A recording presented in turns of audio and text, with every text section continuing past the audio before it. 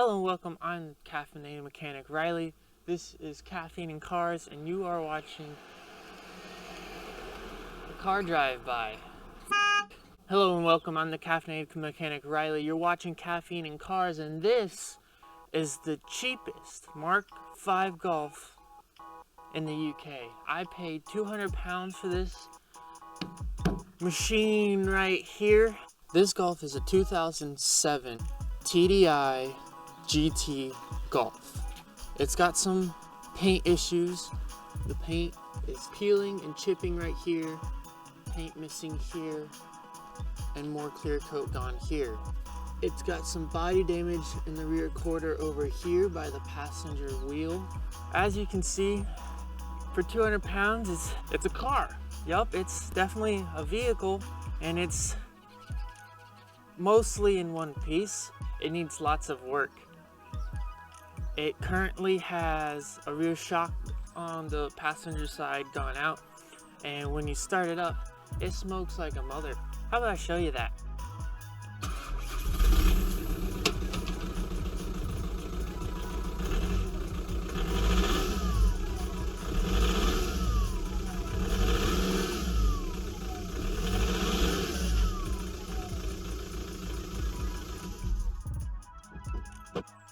So the smoking issue could come down to one of like three things. One, the EGR system in this is so clogged that it's just pumping way too much and it can't breathe well enough, so it's smoking from too much fuel. Two, I have an injector that's leaking and putting too much fuel in the system, so it can't regulate it well enough, so it's smoking.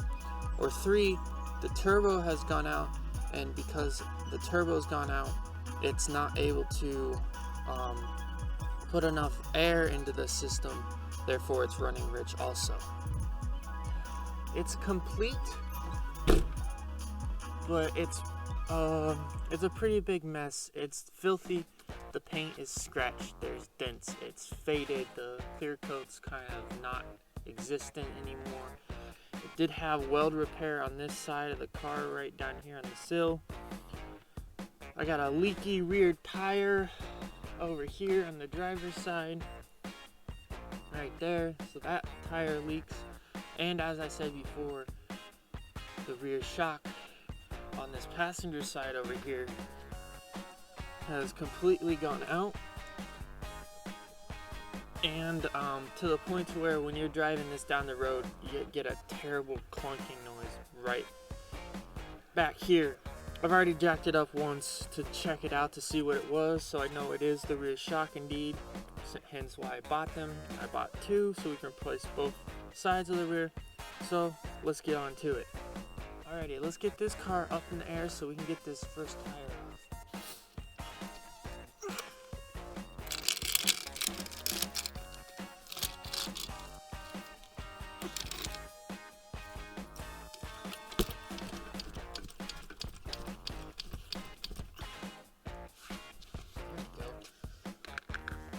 So we got a wheel lock. Well, let's hope it's in the car. So from that last clip of me looking for the wheel well, it's been about a week now. And I was able to find or get in contact with the previous owner and get the wheel lock. So instead of making you watch me struggle doing the passenger shock around the tire, we're gonna pop this driver's side tire off, and I'm gonna get you in there so you can see really what's going on and how to change the shock on this car. And then I'll bring you back to about a week ago and show you what the shock looked like when I pulled it out. So the first thing we're gonna do is we're gonna pop this wheel cover off, get this tire off, and jack it up.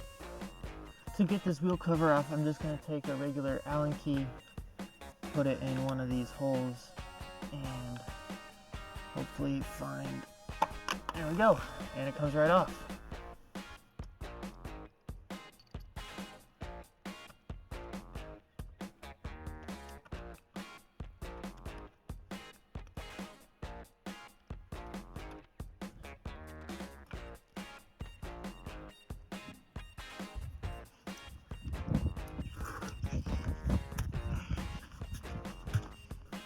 Alrighty, so the first thing we're gonna do is we're gonna take off the bottom bolt of this shock, and then we have two more up here at the top that need to come out, and then we'll be able to take this shock out. The lower bolt on the back over here is a 21 millimeter, so we're gonna get our 21 millimeter back here and get this one out. So the easiest way to get to this, because of the rear spring here, is to get your normal wrench on there, and then I'm gonna double up with another one to get the leverage to pop this free.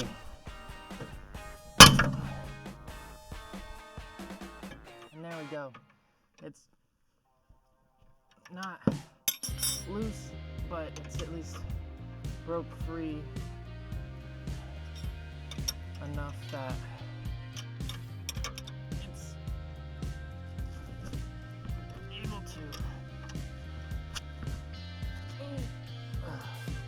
a little bit.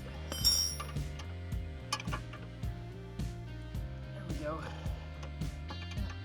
Now move it relatively free. Pull this off real fast, and then we'll move on. Alrighty, so we were able to get this out. Just like that, and that's the lower bolt. Let's move on to the upper two. The upper two bolts are 16 millimeters, so we're gonna get those out real fast, and this right here will come out. So we got the two upper ones out, so this should just, pop right on out of here. So we should be able to just pop this top cap off with a screwdriver, like so. This is a 16 millimeter deep well to get this off, and then should be able to just break this free. So I did have to stand across here to get that to initially break free, but now we should be able to just zip this off. Okay, guys, so we were able to get it disconnected. We can pull off the top assembly that has the bump stop and the boot. And now we can start throwing it all back together and throw it back in the car. We got the new shock in. It's nice and sturdy, all buttoned up. Now let me send you back to the past to show you what these shocks look like out of the other side, and for past me to finish up this video.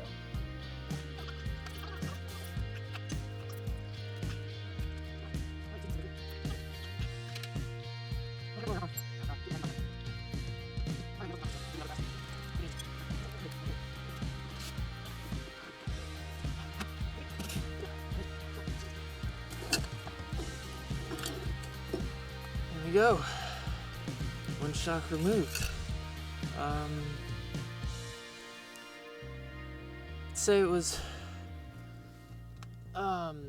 would say it was time for it to be replaced, since it's no longer one thing anymore, now that it's two parts. But yeah, this is the clunking. That clunk that was in the rear end of this car. Alrighty, let's get this pulled the rest of the way apart real fast and get the new one in there.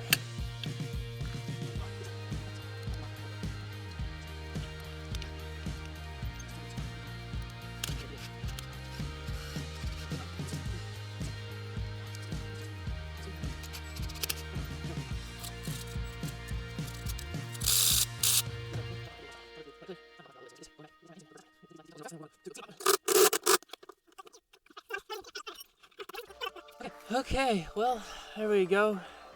All done with that side.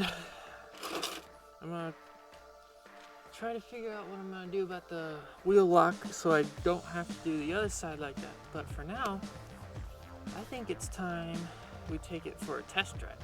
Alrighty, here we go. Let's go for this test drive real fast and see if we fixed it.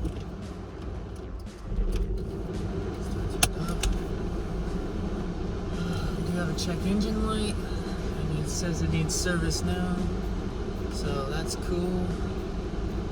Alright, let's see how it drives.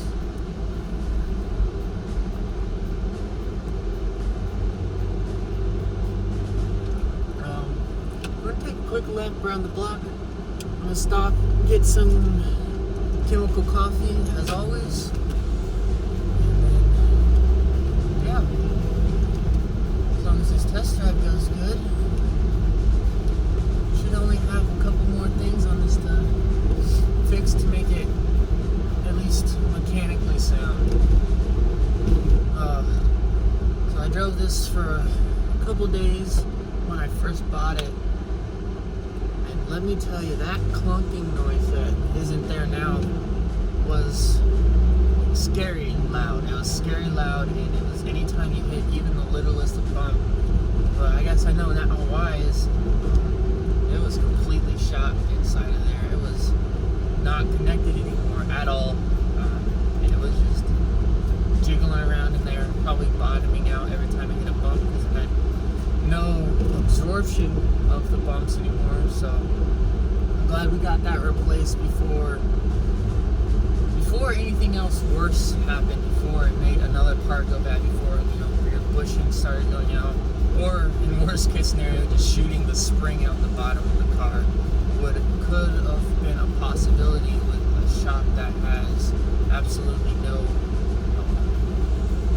absorption anymore, no rebound, no compression of those bumps. If that spring wasn't able to bounce around fast enough in there, it could have possibly completely launched itself out from under the car. But sounds all good now, fixed, and is riding smoother than ever. So that's good. It's real good. Ooh, well, guys, we got the rear shock on the passenger side, the one that needed it. So all good there. It's gonna be it for today's video. Like everybody else, I'm just waiting on parts for other projects, and this one included. Let me know what you think we should do with it. If we should just fix it, flip it, turn it into a project car, maybe just make it a track day car. Should I daily it? I don't know. Let me know down below what you think we should do with it. But yeah, that's gonna be it for today's video, guys. I'll see you next time.